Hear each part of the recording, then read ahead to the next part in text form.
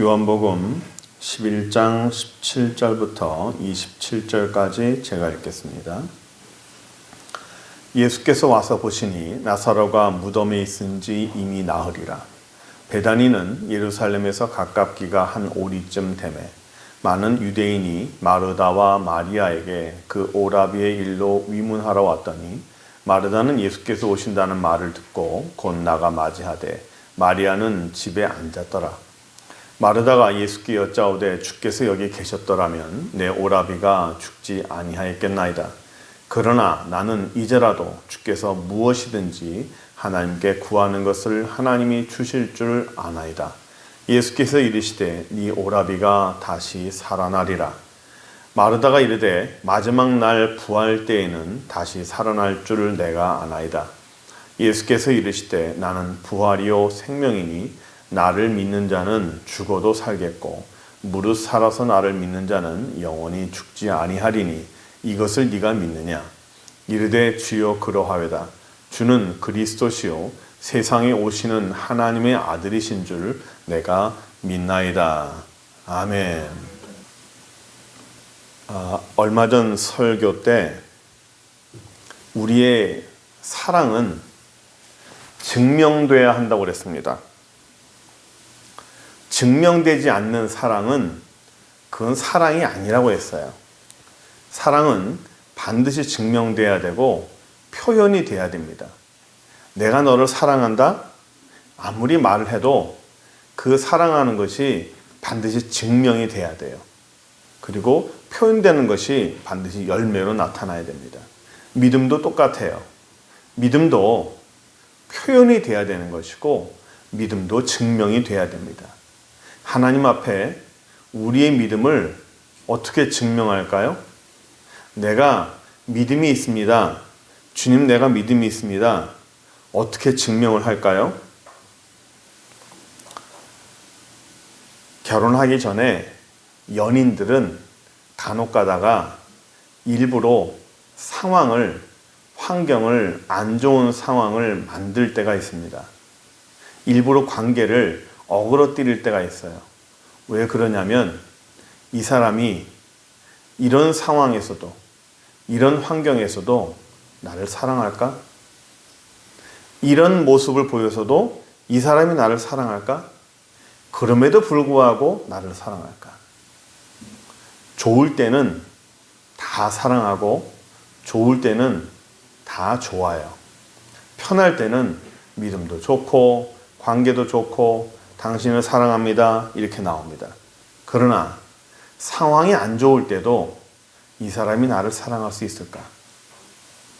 그럼에도 불구하고 사랑하는 것이 진짜 사랑 아니겠습니까? 성경에서는 예수님께서는 우리 많은 사람들에게 이렇게 물어보십니다. 네가 나를 사랑하느냐?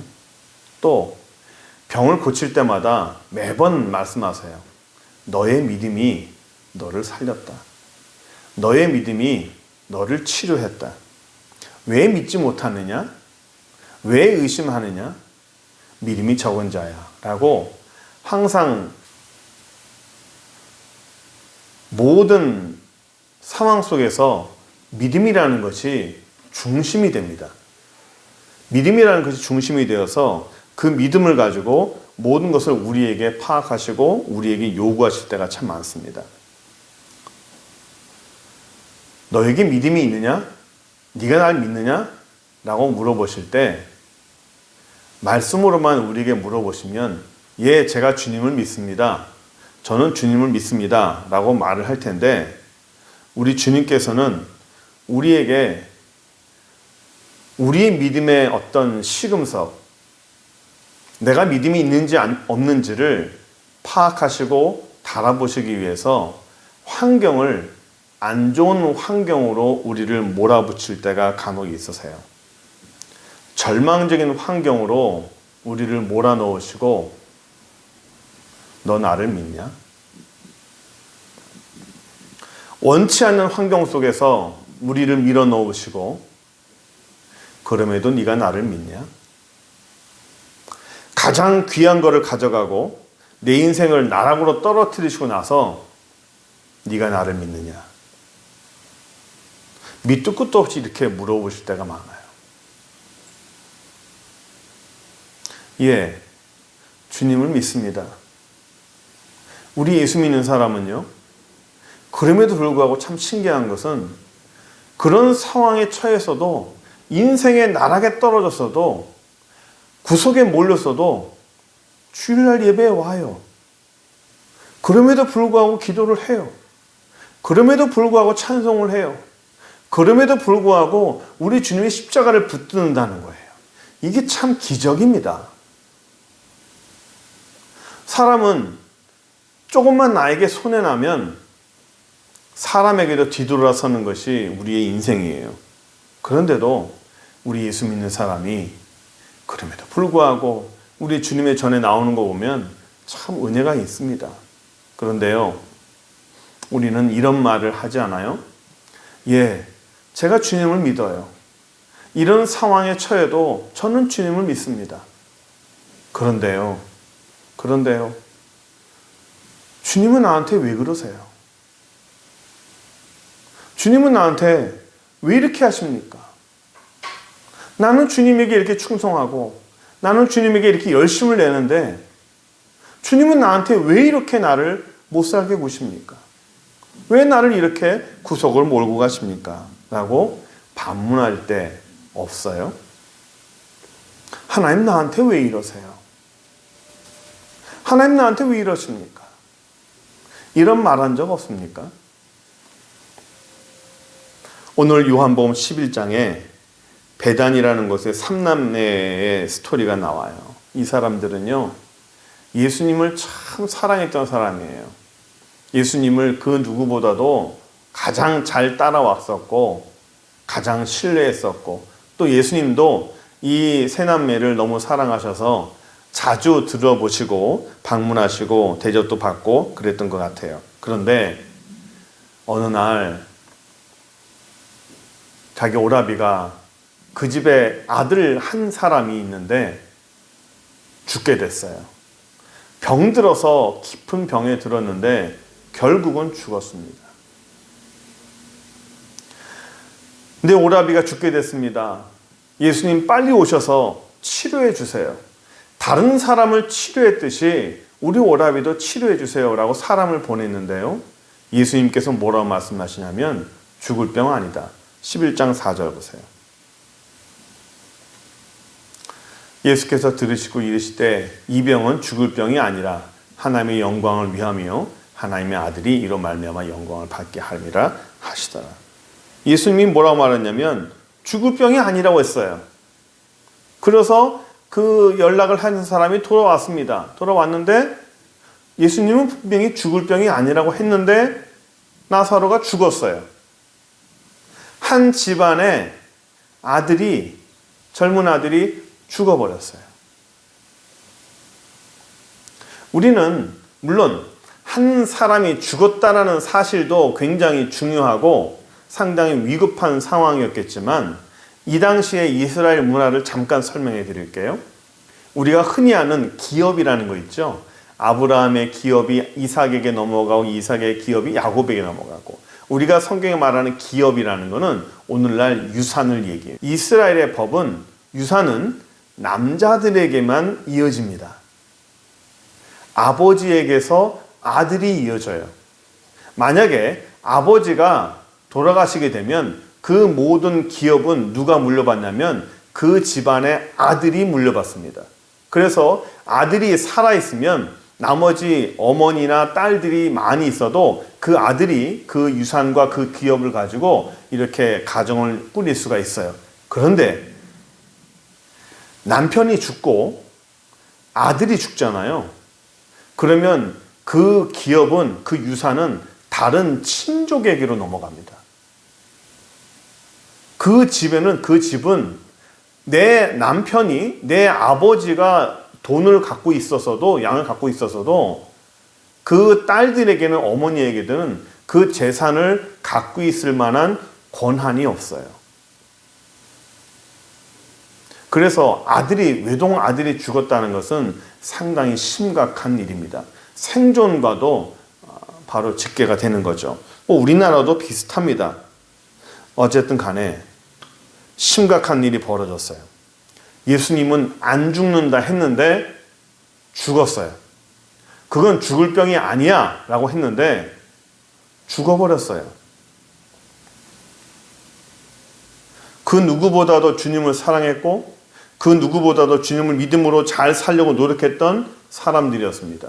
기도를 열심히 했던 그런 남매였어요. 그런데 이런 가정에 대들보와 같은 아들이 죽었어요. 그냥 병든 게 아니라 죽어버렸어요. 왜 이런 일이 벌어질까요? 예수님은 안 죽는다 했는데 왜 죽었을까요? 사실 이 죽음이라는 것은 그 어떤 것도 이해할 수가 없고요. 어떤 말로도 위로해 줄 수 없는 거예요.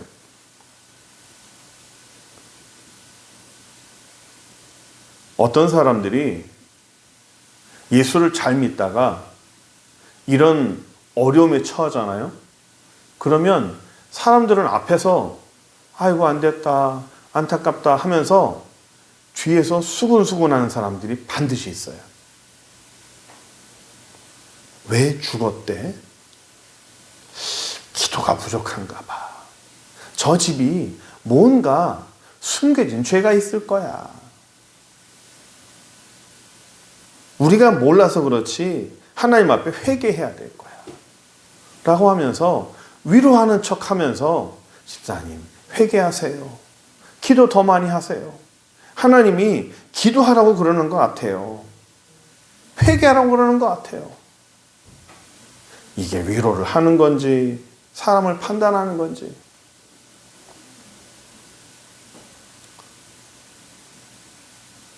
믿음으로 살지 않았기 때문에 기도하지 않았기 때문에 겪는 시련이다. 환난이다. 이렇게 함부로 판단하면 안 됩니다. 설사 그것이 다른 사람이 아니라 내 일이라 할지라도 왜 나한테 이런 일이 생길까? 왜 나한테 이런 상황이 생길까? 제가 청년 때 저희 부친께서 뇌수술을 좀 하셨어요. 수술실로 들어가시면서 저한테 이런 말씀을 하시더라고요. 왜 나한테 이런 일이 생기는지 모르겠다. 제가 그 말이 너무 마음이 아파요. 왜 내 인생에 이런 일이 생길까? 왜 우리의 삶에 이런 일이 생길까? 왜 예상치 못한 이런 일이 생길까? 내게 일어나는 일도 우리는 그것이 좋다, 나쁘다, 그것이 어떤 일인지 모르겠다라고 쉽게 어떤 것을 판단하면 안 돼요. 모든 것은 시간이 다 지나고 난 다음에 하나님께서 우리에게 알려주십니다. 그때 그 일이 왜 일어났는지, 그것이 하나님의 어떤 뜻 가운데 일어났는지를 하나님이 가르쳐 주시는 거예요. 설사 시간이 지나도 몰라도 우리 하나님은 모든 것을 선한 것으로 이끄시는 줄 믿습니다. 그래서 어떤 어려운 환난이 와도, 어떤 이해가 되지 않는 어떤 고난이 와도 하나님의 뜻은 잘 모르기 때문에 잠잠하게 기다리는 것이 우리의 믿음의 사람이라고 저는 봅니다. 자, 오라비가 죽었어요. 죽어가고 있습니다. 또 죽은 상황이었어요. 이 사람들은 본인들이 감당하기 너무 힘들기 때문에 예수님을 모신 거예요. 예수님을 부른 겁니다. 도움을 청한 겁니다. 그런데 예수님이 아까 뭐라 그랬죠? 죽을 병이 아니다, 이 병은. 죽을 병이 아니다. 죽을 병이 아니라고 누가 얘기했어요? 예수님이 직접 얘기했어요. 그런데 예수님이 3일이나 지난 다음에 베단에 왔거든요. 이미 마르다와 마리아의 오라버니는 이미 죽었어요. 나사로는 이미 죽어버렸습니다. 이미 3일이나 지났어요. 예수님이 안 죽는다 했잖아요. 안 죽는다 해서 믿었는데 죽어버렸어요. 그 말을 믿고 있었는데 현실은 어때요? 아닌 거예요. 내가 어떤 것을 믿었는데 그 믿음에 나의 현실이 배신을 한 겁니다. 내가 믿고 믿음으로 살았는데, 나는 믿음으로 살았는데 나의 상황이, 내 현실이 나의 믿음을 속이는 거예요. 이런 일이 전혀 없을까요? 믿음 생활 정말 잘하고 그냥 잘해왔는데 현실이 막 꼬이는 거예요. 예수님이 말씀이 틀릴 리가 없는데 왜 이런 일이 일어날까? 도무지 혼란스럽고 이해가 안 됩니다. 시험에 들죠. 제가 과거에 전도사 때 이 고등부 회장이 대학 입시를 준비할 때입니다. 이 중고등부 회장의, 고등부 회장의 어머니가 이 대학 입시에 부모님들 기도회 모임에 인도했었어요. 그래서 입시생 부모님들이 모여가지고 매주 한 번씩 모여서 기도하고 마지막 시험 때는 매일 모여가지고 기도했습니다. 그 기도회를 인도하신 분이 그 회장의 어머니였어요. 얼마나 기도를 열심히 하시고 얼마나 신실한지 몰라요. 참 그 가족 자체가 너무 신실했어요. 참 신실하고 모범이 됐습니다. 그리고 그 아들이 참 공부를 잘했어요. 고려대학교를 이제 지원을 했는데 그 당시에는 여러 군데를 지원해서 이렇게 뽑는 상황이었는데 이 친구가 제일 먼저 합격, 불합격을 알 수 있는 상황이었는데 우리에게 소식 들어올 때 제일 먼저 이 친구 소식이 먼저 들려왔어요. 떨어졌어요. 그 한 군데, 다른 데는 뭐 별로 뭐 가고 싶지 않았고 오직 그 고대 어떤 과를 가고 싶었는데 그 과를 바로 똑 떨어진 거예요. 어떤 상황이었을까요? 모든 사람들이 기대하고 하나님께서 하나님 앞에 저렇게 기도했으니까, 하나님 앞에 저렇게 진실했으니까, 저 가족 자체가 하나님 앞에 그렇게 충성된 사람이었으니까 하나님이 1번으로 합격시켜 주겠지? 아니었어요. 정반대였어요. 1번으로 떨어졌어요. 어떻게? 제일 먼저 들려오는 소식이 제일 신실한 그 가정의 그 아들이, 그것도 회장이 제일 먼저 떨어졌다는 소식이 들려왔어요. 우리도 상당히 당황했습니다. 그분들에게 뭐라고 위로를 해야 될까요? 그분들은 또 어떻게 살까요? 그분들이 시험이 들까봐 참 걱정을 많이 했는데 참 잘 이겨내고 하나님 앞에 동일하게 기도하고 동일한 모습으로 살았어요. 왜 떨어졌을까 이해가 안 됐지만 그 친구는 그 다음 해에 재수를 해서 카이스트에 들어갔어요. 더 낫죠? 더 좋은 거예요. 인생이 꼬여요. 어려운 일이 생겨요. 이해할 수 없는 일이 생겨요. 마리아와 마르다가 장례식을 치르는데 장례식에 조문을 온 사람들이 이렇게 얘기합니다. 예수님이 죽을 병이 아니었다며. 네 오라비가 죽을 병이 아니라며. 너도 그렇게 얘기했잖아. 너희들도 내 오라비가 죽을 병이 아니라고. 이러다가 나을 거라고. 어떻게 하냐고. 예수님이 그랬다고. 예수님이 반드시 일어날 거라고. 근데 이게 뭐냐? 죽었잖아. 너희들 믿음 생활 잘한다며. 너희들 기도 생활 열심히 한다며. 매주일마다 교회 와서 봉사하고 그렇게 열심히 해서 하나님이 너희들을 축복해 줄 거라며. 그런데 이건 뭐냐? 잘 믿는다고 소문이 났는데, 부러움의 존경의 대상이었는데 일순간에 체면이 다 상해버렸어요. 뭐라고 말을 할까요? 가슴이 미어지는 이 상황을 어떻게 설명하고 어떻게 이해를 시켜야 될까요? 예수님이 좀 일찍 오셨다면 나사로가 죽지 않았을 수도 있었을 텐데 그때 좀 와줬다면,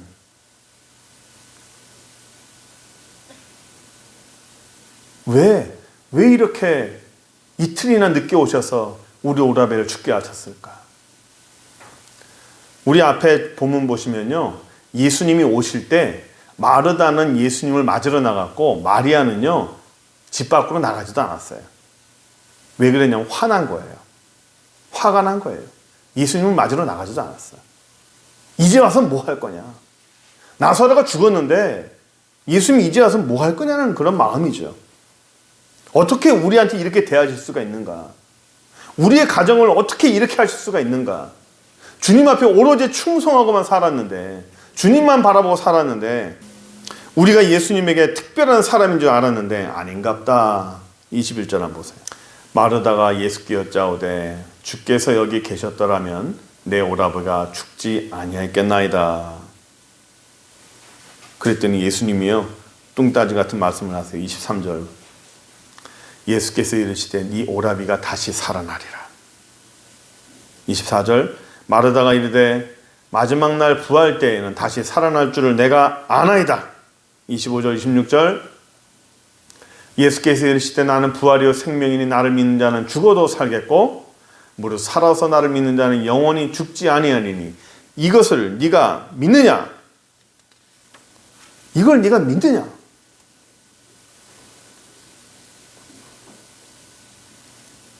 예수님께서 베다니에 지금 오신 게 나사로가 죽은 것을 조문하러 오셨습니까? 아니면 나사로를 살리러 왔습니까? 예수님께서 이 문제를 해결하러 오신 거예요. 문제를 해결하러 오셨으면 문제를 해결하는 것이 먼저예요. 이 마르다가 그러잖아요. 27절 한번 볼까요? 주여 그러하오이다. 주는 그리스도시요 세상에 오시는 하나님이 하시는 줄 내가 믿나이다. 28절. 예수께서 들으시고 28절. 하나님이 하시는 줄 내가 믿나이다 그랬잖아요. 그러면서 이 마르다가 예수님께서 얼마나 살릴 수 있는 것을 믿는 거예요. 그러면 예수님께서 이 집안의 가장 큰 문제는 예수님께서 말했는데 안 죽을 거라 했는데 죽은 상황. 그리고 자기들이 예수를 믿었는데도 불구하고 사람들 앞에서도 나사로가 죽지 않을 거라 얘기했는데 이미 죽었던, 그러니까 사람들 앞에서도 말을 못하는 어정쩡한 상황이고, 또 하나는 나사로가 죽었다라고 하는 그런 유산에 관한 문제, 모든 것이 복잡한 문제된 상황인데, 이런 상황 속에서 예수님께서 뭐라 말하냐면 네가 날 믿느냐라는 거예요. 이런 상황인데도 살리시는 상황을 네가 믿느냐? 예, 믿습니다. 먼저 살려주세요. 이게 어떤 상황이냐면요, 이런 거예요. 제가 쉽게 설명해 드릴게요. 집에 불이 났어요. 집에 불이 났는데 소방차가 옵니다. 그런데 내가 먼저 대피를 했는데 다 데리고 나온 줄 알았더니 집에 애가 하나 남은 거예요. 애가 둘인데 하나는 데리고 오고 엄마가 하나 데리고 나가는데 엄마는 아빠가 애 둘을 다 데리고 나왔는 줄 안 거예요. 그러니까 집안에 애가 하나 있는 거죠. 소방관들에게 집에 아이가 하나 남았습니다. 우리가 다 데리고 나온 줄 알았는데 집안에 아이가 하나 남았습니다. 그러면 소방관은 어떻게 해야 되죠? 바로 그 아이를 구하러 들어가야 돼요. 그 문제를 얘기하면 그 문제를 해결하러 들어가야 되잖아요. 그런데 어떤 상황이냐면, 이 상황이 소방관이 저 집에 아이가 하나 있습니다 얘기를 듣는 순간에 그 아빠에게, 아 그래요? 지금 저 안에 있는 자녀를 사랑합니까? 저 안에 있는 자녀가 몇 살이지요? 저 안에 있는 자녀의 이름이 뭐죠? 생년월일이 어떻게 되죠? 이게 필요해요? 지금 저 안에 있는, 저 불 속에 있는 저 아이를 사랑합니까? 물어보는 게 맞아요? 생년월일 물어보는 게 맞아요? 아이가 이쁩니까? 이런 질문을 하는 게 맞아요? 안 맞죠? 지금 상황에서는 맞지 않아요. 아이가 있습니다 하면 그 문제를 먼저 해결하러 들어가는 것이 맞는 거예요. 제가 이 얘기를 왜 하냐면, 예수님께서 지금 마르다에게, 사람들에게, 마르다에게 요구하는 게 네가 나를 믿느냐라는 겁니다. 네가 나를 믿느냐? 네가 나를 믿느냐라는 게 우리는 항상 예수님 앞에 뭘 얘기를 하냐면 나의 현실적인 이 문제를 해결해 주세요. 그러면 믿겠습니다. 나에게 이 문제를, 이 어리석은, 이 막힌 것들을 뚫어주시면 내가 믿겠습니다. 교회 나오세요. 주일 예배 드리세요. 경제적으로 좀 풀리면 그때 나가겠습니다. 돈 좀 벌면 그때 나가겠습니다. 우리 집이 팔리면 주님 앞에 기도하겠습니다. 돈 좀 벌면 내가 하나님께 헌금하겠습니다. 이 문제 해결해 주시면 주님 앞에 뭐 하겠습니다. 뭐 소원 같은 거 하잖아요. 내가 하나님이 나한테 뭐 해주시면, 이 문제를 해결해 주시면, 이 상황을 해결해 주시면 내가 주님 앞에 뭘 하겠습니다 라고 조건을 얘기하잖아요. 이 병이 나으면 주님 앞에 헌신하겠습니다. 나한테 돈을 주시면 내가 주님 앞에 얼마나 헌신을 잘하겠습니까? 단지 지금 내가 돈이 없기 때문에 주님 앞에 헌신을 못하는 겁니다. 내가 주일 예배 못 드리는 이유는 지금 돈이 너무 없기 때문이고 지금 상황이 너무 안 좋기 때문입니다. 내가 돈을 좀 벌기 시작하면 그때 와서 주님을 잘 섬기고 예배 드리겠습니다. 이 사람들이, 우리는 항상 조건을 얘기해요. 근데 우리 하나님은, 우리 주님은 환경은 하나도 변하지 않아. 그대로 있어요. 그 상황 속에서 우리를 막다른 골목에 몰아넣고, 우리를 절벽 끝으로 몰아넣고, 한 발짝만 잘못 붙이면 그냥 나라고 떨어지는 그 상황에서 예수님께서 물어봐요. 네가 날 믿냐? 그 구석으로 모은 게 누구예요? 그 절벽 끝으로 몰아간 게 예수님이에요. 그 절벽 끝으로 나를 몰아간 게 예수님이라고.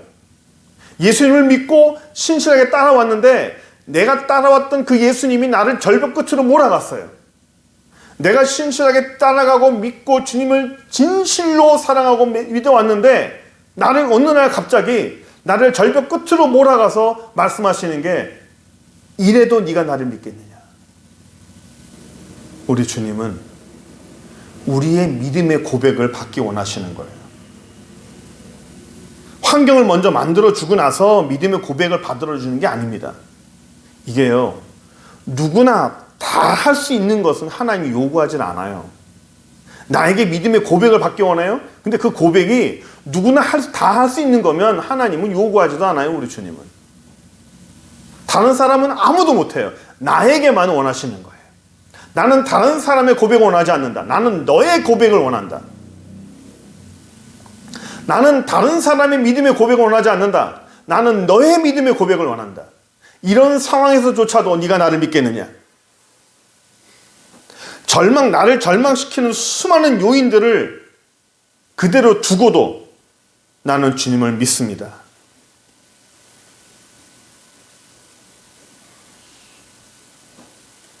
(27절에) 이르되 주여 그러하외다. 주는 그리스도시요 세상에 오시는 하나님의 아들인 줄을 내가 믿습니다. 죽는 병이 아니라고 함에도 불구하고 나사로가 죽었잖아요. 내 믿음에, 내 현실에, 내가 믿고 있는 그 믿음의 신앙에 내가 배신을 하는 현실이 달라지는 그런 상황 속에서도 우리 주님을 믿겠다라고 얘기하잖아요. 우리 주님은 그런 상황을 우리에게 바꿔주시는 분이에요. 우리 주님은요, 우리에게 위로만 주시는 분이 아닙니다. 나에게 고백을 먼저 받으시고 그 다음에 문제를 해결해 주시는 분이에요. 너는 나를 믿느냐? 그럼에도 불구하고 네가 나를 믿느냐? 이래도 네가 나를 믿겠느냐? 하나님이 아브라함에게 이삭을 바치라고 하잖아요. 너의 귀한 아들, 너에게 하나밖에 없는 아들, 그 아들을 내게 바쳐라. 아브라함이 어떻게 하죠? 그럼에도 불구하고 나는 주를 믿습니다. 주님은 나사로를 데려가잖아요. 나사로를 데려갔으면서도 불구하고 요구하잖아요. 그럼에도 네가 나를 믿느냐? 믿음이 먼저고 환경은 나중이에요. 어떨 때는 우리 하나님께서 우리를 극단적인 상황으로 몰고 가실 때가 많습니다. 하나님이 직접 좌로나 우로나 흔들리지 않고 오로지 주님만 믿고 살아왔던 그 사람을 절벽 끝까지 몰고 가서 아주 구석까지 직접 몰고 가서 한 발짝만 헛디디면 저 나락으로 떨어질 만한 그런 구석으로 몰고 가셔서 말씀하십니다. 내가 너를 밀고 갔다. 하나님이 어떻게 나한테 이럴 수 있어요? 하나님이 어떻게 나를 이렇게 구석까지 몰고 나갈 수 있어요? 오케이. 내가 너를 밀고 갔다. 그래도 네가 나를 믿을 수 있겠느냐? 그래서 너는 나를 믿겠느냐? 예, 저는 주님을 믿습니다. 그래도 저는 믿습니다. 그래도 모든 것을 바꿔주실 주님을 믿습니다. 이런 고백이 우리의 고백이 될 줄 믿습니다. 나의 좋은 환경만 만들어주시는 주님이 아니라 나를 극단적인 상황으로 몰고 가서도 그 환경 속에서도 여전히 그래도 나는 주님을 믿고 그래도 변하지 아니하는 주님을 믿습니다. 믿음은 증명이 돼야 돼요. 이제야 네가 나를 사랑하는 줄을 내가 안다. 찬양 하나 하고 말씀을 마치려고 합니다. 우리를 인도하시는 그 하나님을 우리가 믿으면서 이 찬양을 했으면 좋겠습니다.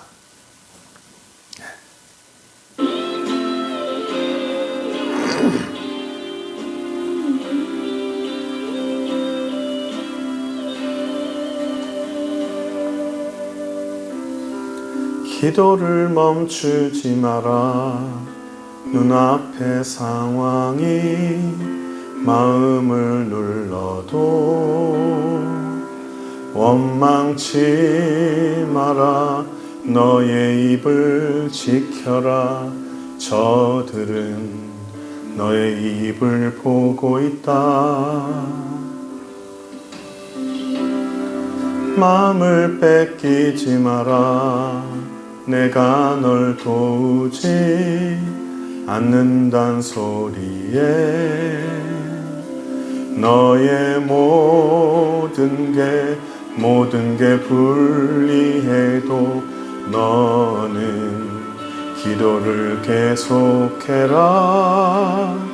너 기도를 멈추지 마라. 내가 너의 그 모든 상황을 바로 역전시키리니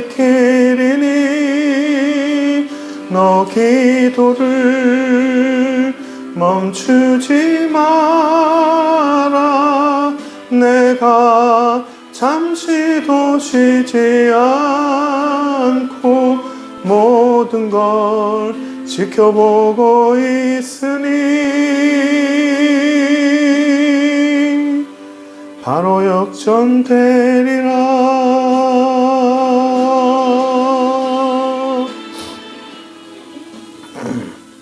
기도하겠습니다. 좋으신 하나님 감사합니다. 어떤 상황 속에서도 어떤 고난 속에서도 어떤 어려움 속에서도 나는 주님을 믿습니다. 이 모든 것을 선한 것으로 바꿔주실 주님을 믿습니다. 이 모든 것을 역전시켜 주실 주님을 믿습니다. 이러한 고백이 우리의 고백이 되게 하여 주옵소서. 어떤 자리에 처할지라도 아버지 하나님 우리 입술을 지키게 하시고 우리의 마음을 지키게 하시고 항상 우리에게 선한 것을 인도하신 그 하나님을 믿습니다. 과거에도 선하게 인도하셨고 지금도 선하게 인도하셨고 미래에도 선한 것으로 인도하실 그 주님을 믿습니다. 어떤 악한 상황을 선한 것으로 바꿔주시는 그 하나님을 믿습니다. 우리의 상황 속에서도 우리가 환경에 밀리지 않고 환경에 끌려다니지 않게 하여 주시고 항상 그 모든 것을 헤쳐나가면서 믿음으로 승리하는 저희들 될 수 있도록 인도하여 주옵소서. 예수 그리스도의 이름으로 기도드립니다. 아멘.